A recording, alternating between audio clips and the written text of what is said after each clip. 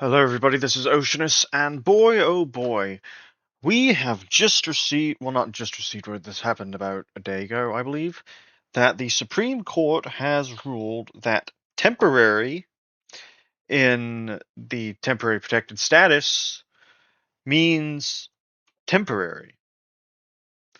Now, this affects a very large number of people, over 350,000 people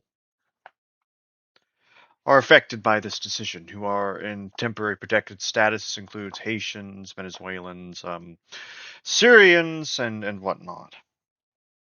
But let's just see what's going on here.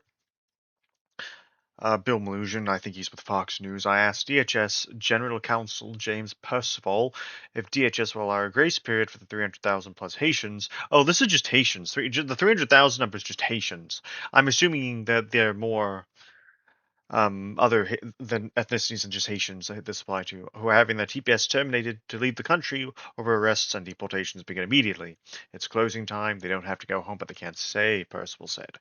He urged the Haitians to use the CBP Home app and take advantage of a $2,600 payment to self-deport instead of being subjected to ICE arrest and detention. I don't really like the... I mean, I guess if you have to bribe people to go home, do it, but I don't really like the thought of my taxpayer dollars paying people money to leave, but whatever.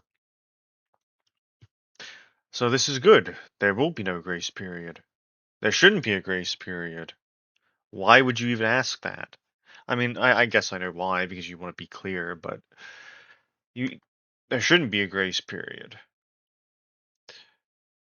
And here we have Representative Nydia Velasquez from New York's 7th Congressional District whining about this decision. More than 40,000 New Yorkers and 350,000 people nationwide are now at risk of deportation because the far-right Supreme Court is abandoning the law on basic decency. TPS holders belong here. Congress must pass the DREAM Act and Promise Act and create a pathway to citizenship. No, they should not. They should, in fact, get these people out of here. These are not New Yorkers, are they? If you're at risk of deportation, you're not a New Yorker. You're a person who is illegally living in New York. If I go freaking squat in Beijing, that doesn't make me Chinese. No. And it doesn't make anybody squatting in New York a New Yorker either.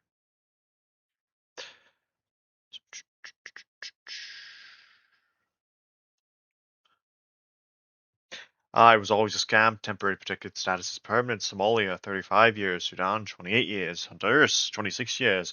Nicaragua, 26 years. El Salvador, 24 years. Haiti, 16 years. South Sudan, 15 years. Syria, 14 years. Nepal, 11 years. And Yemen, 11 years. I don't know. This is just a meme. I don't know if it's Is this how many years that the temporary protected status has been active for each of these ethnicities? Have we really been giving Somalians temporary protected status for 35 years? That's like over a quarter of a lifetime. If you think the average person doesn't even live to 100 years old. So at what point does this become permanent protected status? Apparently not anymore, because, they just ruled that, the Supreme Court just ruled that temporary is indeed temporary. But you can't, this is not temporary. When I think of temporary, I think of like a year, maybe 2 years. But 35 years, that's a generation. Like, these people can be having kids here in that time. And then all of a sudden, oh, you know what? Birthright citizenship. Though these kids are now Americans, so now we can't deport the parents. Which is another reason why the birthright citizenship case needs to go the way of put out to pasture.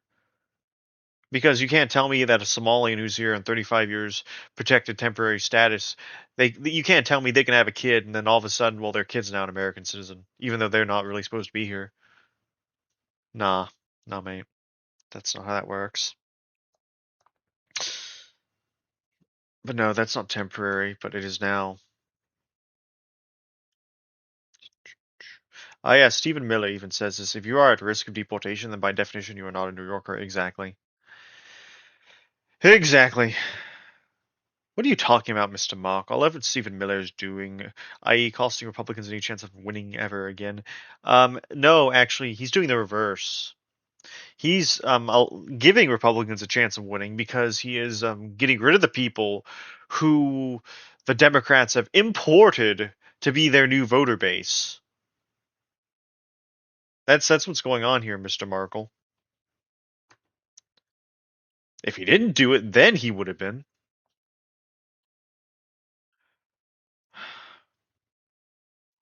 Let's see. According to MS Now, the Supreme Court ruling puts 20% of Springfield, Ohio at risk of deportation because the Haitian population is predominantly TPS.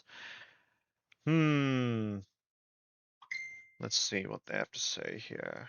This week, the Supreme Court ruling the Trump administration can end the temporary protected status program for over 1 million people. Yes, now clearing the way good for the Department of Homeland Security to carry out its immigration crackdown. MS Now's Alex Tabbitt has the very latest from Springfield, Ohio. It is home, of course, to a large Haitian community. So, Alex, what are you here?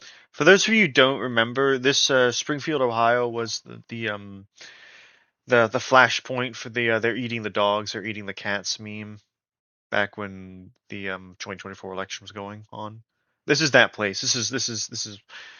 This was where the story originated. Hearing from those directly affected by this ruling, what's in store for them? Well, Alex, the over 10,000 Haitians living here in Springfield, Ohio, are facing an impossible decision between returning to Haiti. It's a very possible decision. They're going back. It's not impossible. Impossible means they can't do it, but the Supreme Court has just ruled that it is very possible to do it. Haiti, where the political and economic crises have only gotten worse in recent years, a country that is essentially run by gangs, and the Haitians here tell me that returning to Haiti, they will be going back to that country with a target on their back that these gang members... Well, here's what you do.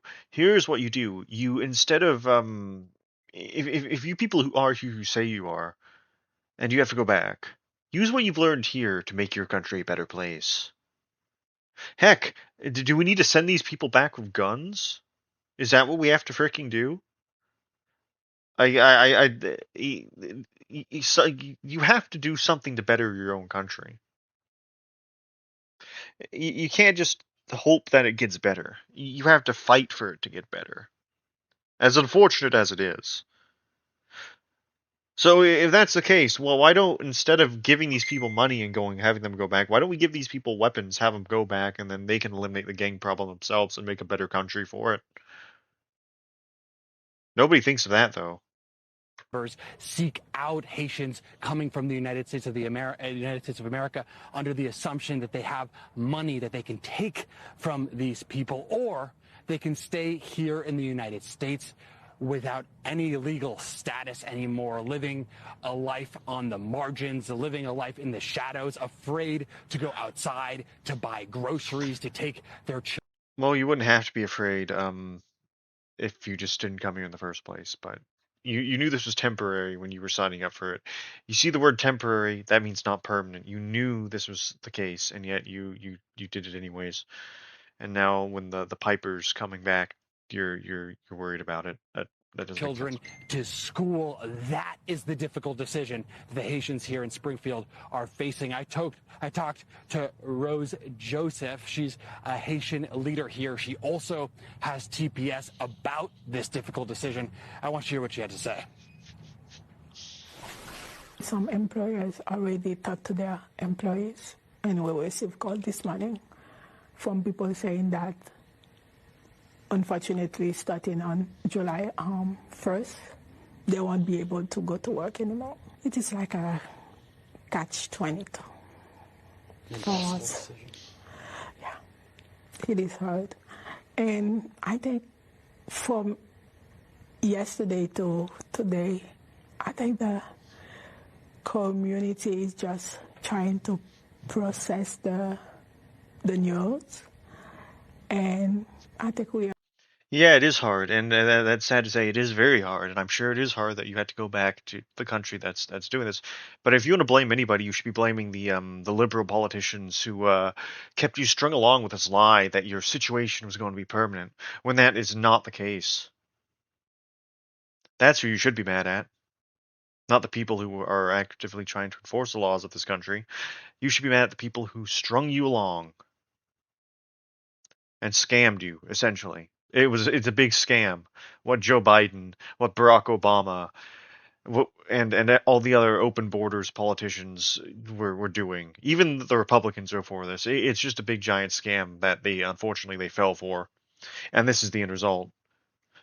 We are in a question period because people are asking what they're gonna do.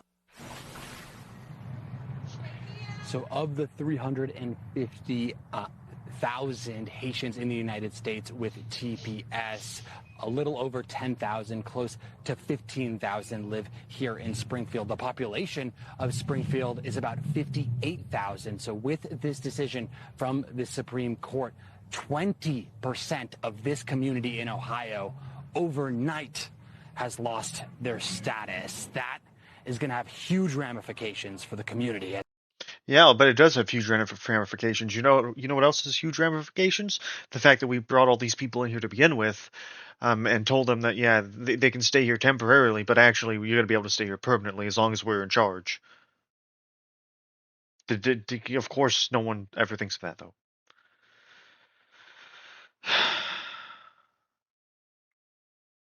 And let's see what good old Ed Markey from Massachusetts has to say about this.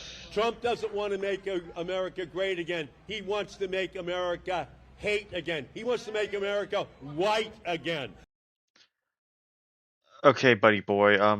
First of all, America's the only, well, not the only country, but up until now had been one of the only countries in the world who had this very generous immigration policy to the point where we just allowed people to break the law and enter illegally and even legally, no questions asked, to come in here.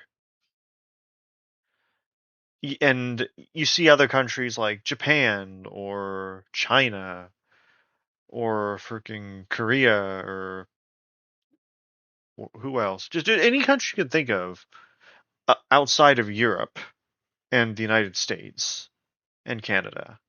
They don't do this. Why do you think that is? Are you accusing them of not wanting to make their countries wider? No, you're not.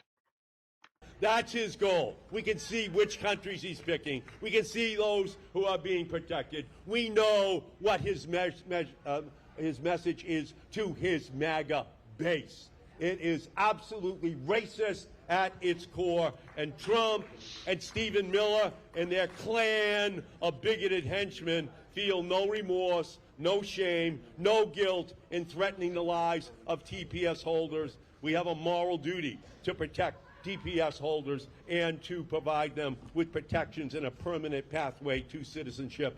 We must make America home for these TPS holders. Congresswoman Presley. Then what's the point of calling them TPS holders if we're just going to have them here permanently? Has been successful in passing the Haiti TPS bill in the House of Representatives, and that's an inspiration. Just say what you want. You don't want TPS, you want amnesty. And now, as soon as we get back, we are going, Senator Lisa Blunt Rochester and I are going to bring that same bill out onto the floor of the United States Senate.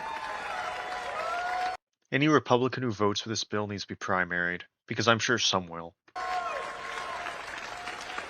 To ensure that there is TPS protection for Haitians until the next election. But we also have to pass. Until the next election, huh? What does that mean? What does that mean, I wonder? So you're just wanting to roadblock, I see. Push for the Secure Act in order to give all TPS holders from all countries a pathway to residency, a pathway to citizenship in our country. Okay, I'm going to tell you right now, nothing ticks me off like New England politicians. New England, one of the whitest areas of the country, who don't have to deal with the ramifications of illegal and legal immigration that the rest of us do. They seek to lecture us on being hateful, yet they're up there dealing with 90% white states? Okay, buddy. I mean, this guy. Yeah, these people just tick me off.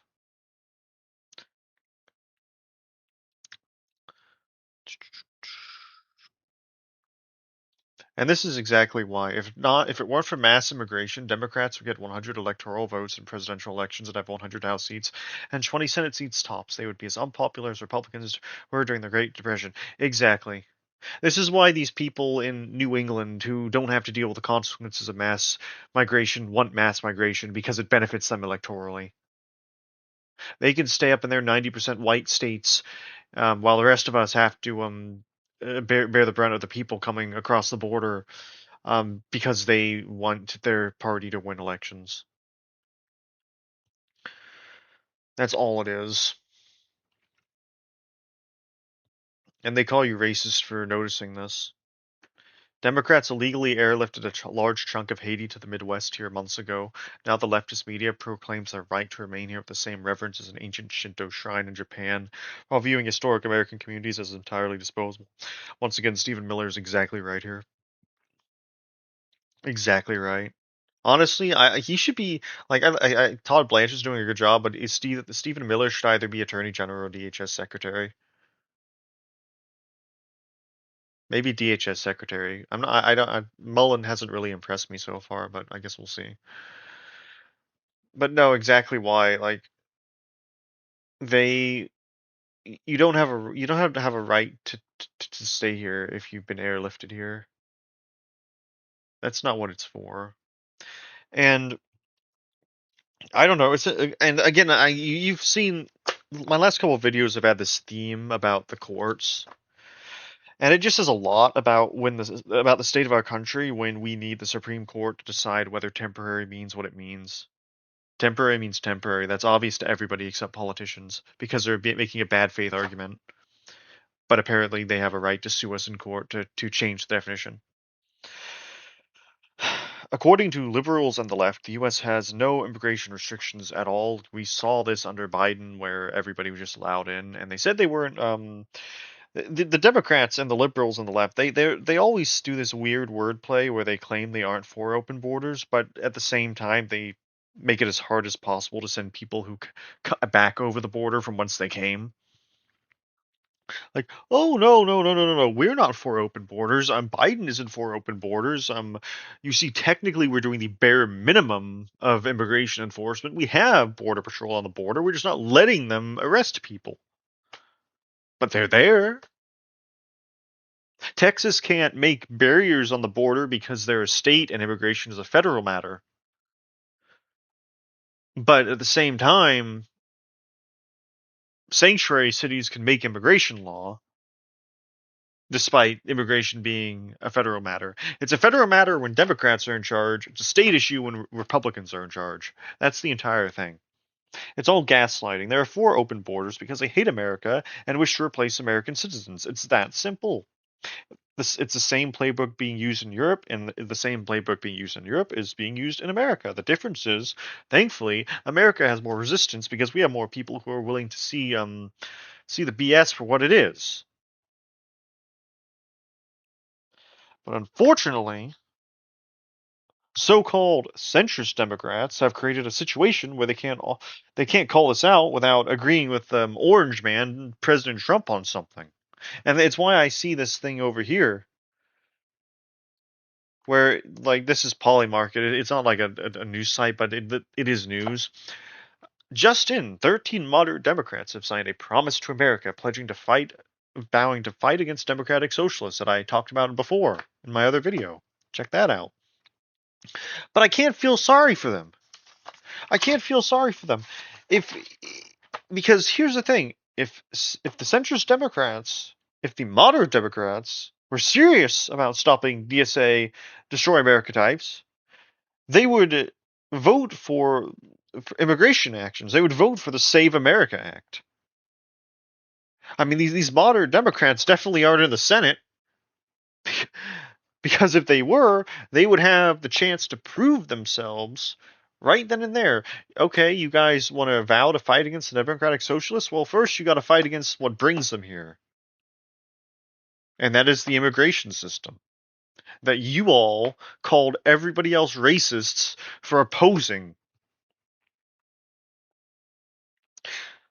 I don't understand how you can complain about DSA. These Democrats can complain about DSA taking over their party when every effort at trying to stop the immigration of the people that compile DSA was met with a roadblock by these same moderate Democrats who called Republicans racist for trying to implement any form of border control. Yeah, now they've come to this realization is like, oh shoot, this is actually bad. I could lose my power. I could lose my power. I have created a monster. I created that monster to go after Republicans, and now it's going after me. No.